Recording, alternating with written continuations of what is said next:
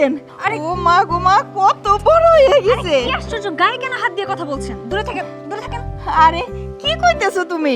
তোমারে ছোট থেকে আমি এই হাত দিয়ে তো লাইলে পেলে বড় করছি। আরে ছাড়ুন এখন না। তুমি অনেক বড় হয়ে গেছো। আরে ছাড়ুন। যত সব এসব কারা কোত্থেকে আসে আমি বুঝি না। গায়ে হাত দিয়ে কেন কথা বলছেন আপনি? আপনি দেখেছেন আপনার গায়ে কতটা নোংরা লেগে আছে? বাবা! এই যে মা এখানে, আরে রাকিবের মা তুমি এখানে পড়ে আছো কেন? স্যার, কি ব্যাপার, তুমি এভাবে পড়ে আছো কেন? না না সাহেব, ওই যে আম্মা জানো অনেকদিন পরে আইছে তো, ওই দূরে থেকে দেখা খুশির চোটে আমি দৌড়ে আসতে যাই পা পিছলা পড়ে গেছি। আহা, দেখে শুনে চলাফেরা করবে না? এই তোমাদের নিয়ে আমি আর পাচ্ছি না, তোমাদের সামলাইতে আমি হিমশিম খেয়ে যাচ্ছি। আরে মা, আসতে কোনো কষ্ট হয়নি তো মা আমার? প্রচুর কষ্ট হয়েছে। তুমি বলো তো গাড়ি কেন সময় মতো পাঠাওনি? এভাবে কষ্ট করে আসা যায় নাকি? আরে বলিস না মা, এই সকাল থেকে কনকের নাম্বার বন্ধ পাচ্ছি, ও যে কোথায় গিয়ে হারিয়ে গেল আর বলিস না, এদিক নিয়ে আমি আর পাচ্ছি না। বাবা শোনো, তুমি আমাদের এই বাড়িতে যে ড্রাইভার বলো, কাজের বুয়া বলো, কেয়ারটেকার বলো, যাদের রেখেছো না একটাও কাজের না, সবগুলো অকাজের। আর এই যে মহিলাটা, এই মহিলাটা তো আসতে না আসতে আমার গায়ে হাত দিয়ে আমার ড্রেস পুরো নোংরা করে দিয়েছে। মা, মাথা গরম হয়ে গেছে আমি জানি, চল ভিতরে চল, ফ্রেশ হবি, রেস্ট নিবি, সব ঠিক হয়ে যাবে। চল, আয় রাকিবের মা, ওর লাকিসটা নিয়ে এসো।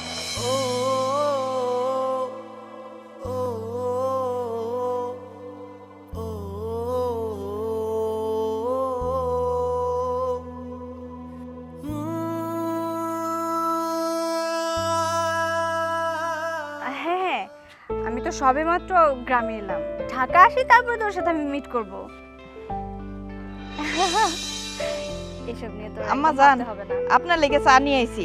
হ্যাঁ, আরে আমি তোকে বলেছিলাম না ওই কথাটা। ছোট লোকের বাচ্চা, কি করলি তুই এটা? কি ইচ্ছা করে আমার হাতটা পুড়িয়ে দিয়েছিস তাই না? তোকে আমি বললাম কফি আনতে, কফি এনেছিস বেশ ভালো কথা, কিন্তু আমার হাতটা কেন পুড়িয়ে দিলি? চোখে দেখিস না? আম্মা জান, আমি তো দেখি নাই, আপনি চা চাইছেন, আমি আগাই দিছি। আমি যদি জানতাম আপনি চায়ের মধ্যে হাত ডুবাই দিবেন, তাইলে তাইলে তো আমি এমনি দিতাম না। কি তোর এত বড় সাহস? তুই তোর নিজের ভুলটা ঢাকার জন্য আমার ঘাড়ে দোষ চাপিয়ে দিচ্ছিস। বাবা তোকে বেতন দিয়ে এই কারণে রেখেছে আমার দোষ ভুল ধরার জন্য। দাঁড়া না, বাবাকে এবার বলে তোকে এই বাড়ি থেকে আমি বের করার ব্যবস্থা করছি। না না আম্মা জান, আপনি এই কথা ভাইজানের কানে দিয়েন না। ভাইজানরে কই আমার এই বাড়ি থেকে বাইর করে দিয়েন না। জানাবো কি জানাবো না সেটা আমি পরে বুঝে নিব। যা এখন এখান থেকে। আচ্ছা, আপনার চা। চা মানে কি? আমি তো তোকে কফি আনতে বলেছিলাম। ভুল ভুল আর ভুল, সবসময় শুধু ভুল। এই চা নাকি আমি খাবো? যা এক্ষুনি গিয়ে আমার জন্য কফি নিয়ে আয়, যা।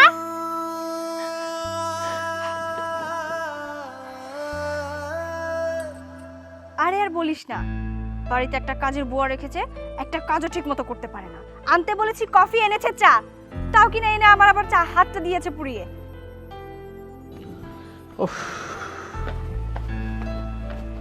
মা, আমি একটু দোকানে যেতেছি। দোকানে? আচ্ছা ঠিক আছে, যাও। মা, তোমার এই জায়গায় দাগ কিসে? দাগ কই না তো বাজান।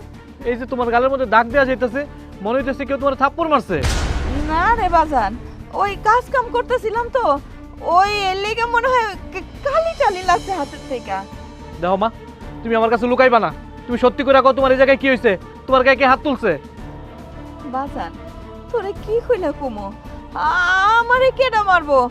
ওই বাড়িতে কি এমন কেউ আছে যা আমারে ধরে মারবো? ওই কাজ কাম খুব করতে যায়। স্যারে তোমার গালে থাপ্পড় মারছে না? না, স্যারে তো তোমার গালে থাপ্পড় মারার কথা না, আপা মনে থাপ্পড় মারছে। বাজান, আমারে কেউ মারে নাই, তুই মাথা গরম করিস না। তুই কই যাইতেছিলি? দোকানে না? যাও বাবা, তুমি দোকানে যাও। বুঝতে পারছি, তুমি আমার সত্যি কথা কইবা না। আমি যাইতাছি, আপা মনির জিগামু কেন তোমার গায়ে হাত তুলছে। বাজান, ও বাজান, তুই যাইস না। আসলে ভুল তো আমারই হয়েছে। আপা মনে আমার কাছে চা চাইছিল, না না কফি কফি চাইছিল। আমি ভুল করে চা দিয়ে গেছি, নিয়ে যায় ওনার সামনে ধরছি। উনি না ওই মোবাইলে কথা কইতেছিল, খেয়াল করে নাই উনি চা নিতে যায় চার ভিতরে হাত দিয়ে ওনার হাতটা পুড়ে গেছে। এর লেগে আমার গায়ে হাত তুলছে। আসলে দোষ তো ওনার না রে বাবা, দোষ তো আমার। আমি কেন দেখলাম না চায়ের মধ্যে ওনার হাতটা ডুবে যাইতেছে। আমি তোমার কতদিন না করছি, তোমার কাজ কাম করার দরকার নাই, তুমি আমার কোনো কথাই হলো না। আমি আসি না, আমি তোমার কামাই করে খাওয়াইতে পারুম না, কালকে দেখা কোনো কাজে যাইবা না তুমি। ও বাজার, ওহনো আমি শক্ত সবল মানুষ, ঘরে বসে খাইলে হইব? আমাকে সংসার বড় হইব না, বাড়িতে বৌমা আইব, নাতি নাত করইব, তখন তো আর আমি কাম করবো না। তাই বাজার শোন, তুই এখন দোকানে যাইতেছিলি না, যাওনের সময় ওই সাহেবের বাড়িতে একটু যাইস। সাহেব আমারে কয়া দিছে তুই গেলে পরে তোরে কিছু টাকা দিব, ওনার যেন কি কি আনন্দ লাগবো। আর একখান কথা, আমার শরীরটা না ভাল লাগতেছে না, তুই একটু কইস, আমার যাইতে দেরি হইব। আচ্ছা ঠিক আছে, যাইতাছি।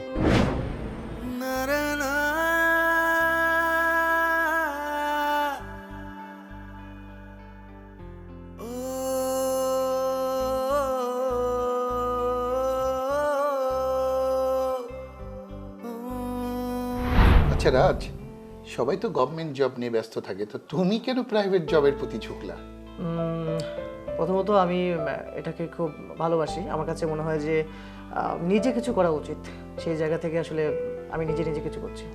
আচ্ছা ঠিক আছে, বিষয়টা হলো যে আমার মেয়ে অথই, ও তো বাইরেই পড়াশুনো করেছে, তো যাই হোক ওর সঙ্গে আমি ডাকছি, ওর সঙ্গে তুমি কথা বলো, তারপর তোমার আম্মার সঙ্গে কথা বলো, তারপরে একটা দিনক্ষণ ঠিক করা যাবে, কি বলো বাবা? জি শিওর, আপনি যেটা ভালো মনে করেন। আচ্ছা ঠিক আছে। অথই, হ্যাঁ বাবা। এদিকে আয় মা, বস। বলো। মা, ও হলো রাজ, হ্যাঁ, ও বিএসসি ইঞ্জিনিয়ার, ও গভর্নমেন্ট জব করে না, কিন্তু প্রাইভেট ফার্মে জব করছে, তবে একটা প্রাইভেট ফার্ম নিজে করার ওর ইচ্ছা আর কি। তোর তো পড়াশুনো শেষ করে আসলি, তো আমি চিন্তা করছি যে আর চাকরি বাকরির চিন্তা না করে এবার বিয়ে শাদী করার। বাবা, তোমার যে মত আমারও সেই মত, আমি এই বিষয়ে আর কিছু বলতে চাচ্ছি না, তোমার যেটা ভালো মনে হয় সেটাই করো। That's a good girl. Raj, আমার মেয়েকে তোমার পছন্দ হয়েছে কিনা? জি। তাহলে শোনো, আমরা দেরি না করি, তুমি তোমার মার সঙ্গে কথা বলো, আমরা বিয়ের দিন তারিখ ঠিক করব। আচ্ছা ঠিক আছে। দেখছো সেই কোন সময় গেছে, এখনো তো পোলাটা ফিরাইলো না। আমার আর আবার ওই বাড়ি কামে যাওয়ানোর সময় হয়ে গেল। আল্লাহ, ওই এনে যায় তো আবার আমার পোলা কোনো ঝামেলা শুরু করলো না। ও আল্লাহ, কি হইলো আল্লাহ জানে। আঙ্কেল তাহলে আজকে উঠি। আরে বাবা দাঁড়াও দাঁড়াও, বসো একটু বসো। রাকিব, রাকিব, একটু মুখে দিয়ে যাও বাবা। এত কিছু দরকার কি ছিল? না না, তুমি প্রথম দিন আসছো আমার বাড়িতে। রাকিব, দে বাজান, আমি দিতেছি। নাও বাবা। স্যার, আপনার ঠান্ডা কোক। কি ব্যাপার, তোমার গালে কিসের দাগ? না না স্যার, কিছু না। আমি তো স্পষ্ট দেখলাম, ঘোরো এদিকে। স্যার, এসব কিছু না, ওই মনে হয় ময়লা লাগছে। রাকিবের মা, আমি বলছি তুমি মুখটা ঘুরাও।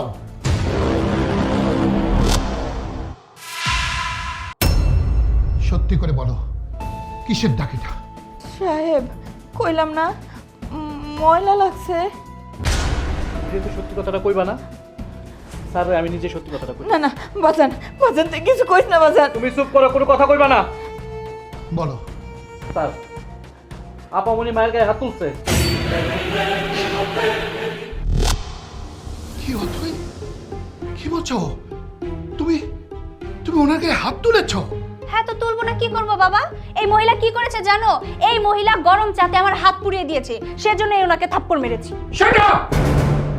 যতই উনি তোমাকে চা দিয়ে পড়ে দিক, তাই বলে তোমার মার বয়স সমতুল্য একজন মহিলার গায়ে তুমি হাত তুলবে?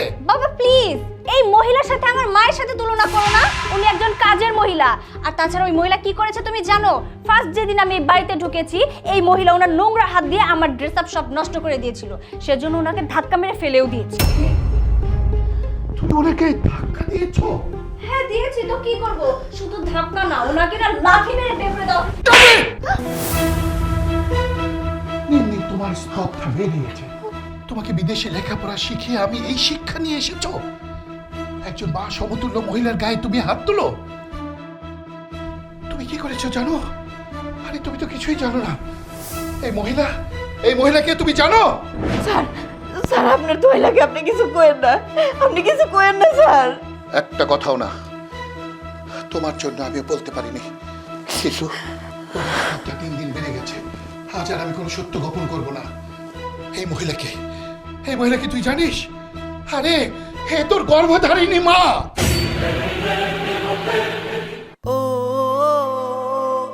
বাবা, কি সব আবল তাবল কথা বলছো?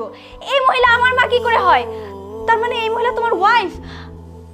আরে না, এই মহিলা আমার ওয়াইফ না, আমার ওয়াইফ মানে তোর মা।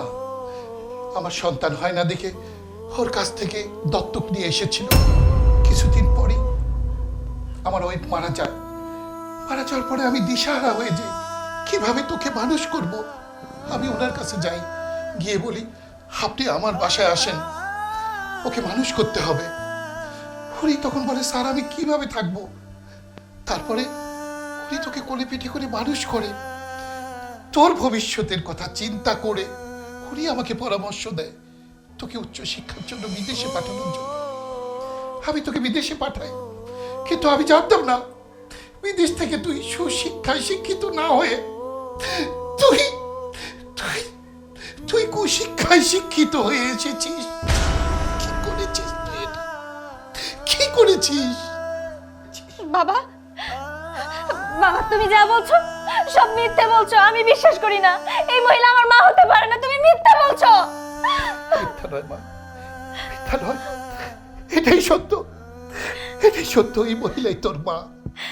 এটাই যদি সত্যি হয়ে থাকে, তাহলে এতদিন কেন তুমি আমাকে বলনি? কেন আমার মা থেকে আমাকে দূরে সরিয়ে রেখেছো? আমার তো ইচ্ছে করে মায়ের আদর খেতে, মায়ের ভালোবাসা পেতে। আমি সেই ছোটবেলা থেকে বিদেশে বড় হয়েছি, শুধু বাবার ভালোবাসা পেয়েছি। আমারও তো ইচ্ছে করে যে আমার মা আমাকে ফোন করে বলুক, মা তুই কেমন আছিস, তুই খেয়েছিস কিনা, তোর শরীর ঠিক আছে কিনা। কিন্তু না, তোমার অনেক ভুল, তোমার অনেক দোষ। তুমি কেন আমার মায়ের আদর থেকে আমাকে বঞ্চিত করেছো? কেন তুমি আমাকে আলাদা করে রেখেছিলে? মা, স্যার এগুলো কি কইতাছে? স্যার কি সত্যি কইতাছে ও আমার বোন? ও বাজান, ও তোর বোন, ও আমার আমার কলিজার টুকরা, আমার অথই। আমি ওর গর্ভধারিণী হতভাগিনী মা। মা, আই সরি, আমি তোমার সাথে অনেক অন্যায় করেছি। আমি মেয়ে হয়ে তোমার গায়ে হাত তুলেছি, তুমি আমাকে ক্ষমা করে দাও মা। অথই, আঙ্কেল, আমি যতটুকু জানতাম যে আপনার মেয়ে ভদ্র, কিন্তু নিজের চোখে যখন দেখলাম যে আপনার মেয়ে এতটা অভদ্র, আমার পক্ষে আপনার মেয়েকে বিয়ে করা সম্ভব না। তাহলে আমি আজকে আসি।